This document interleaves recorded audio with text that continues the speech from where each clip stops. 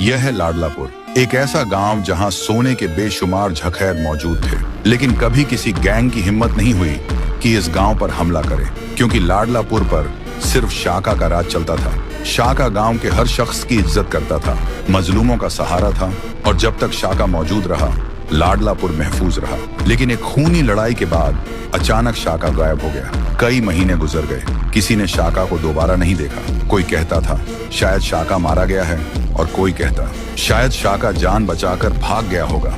हकीकत किसी को नहीं पता थी।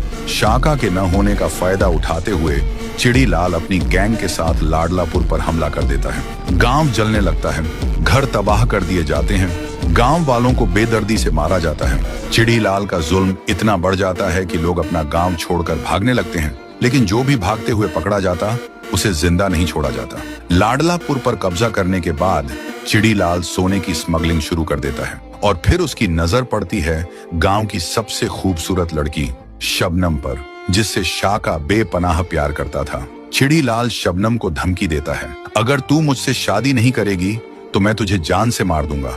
जब यह बात शबनम के भाई चंदू को पता चलती है तो वह किसी तरह अपनी जान बचाकर गांव से भाग जाता है। चंदू का सिर्फ एक मकसद होता है, शाका को ढूंढना और वापस लाडलापुर लाना। वह गांव गांव शहर शहर भटकता है, लेकिन शाका का कोई निशान नहीं मिलता। कई दिन भूखा प्यासा रहने के बाद चंदू जंगल में बेहोश होकर गिर जाता है, और दूसरी तरफ चिड़ीलाल शबनम से जबरदस्ती शादी की तैयारी कर रहा होता है। तो दोस्तों, अब सवाल यह है, क्या शाका वापस आएगा या फिर लाडलापुर चिड़ीलाल के जुल्म में हमेशा के लिए खत्म हो जाएगा?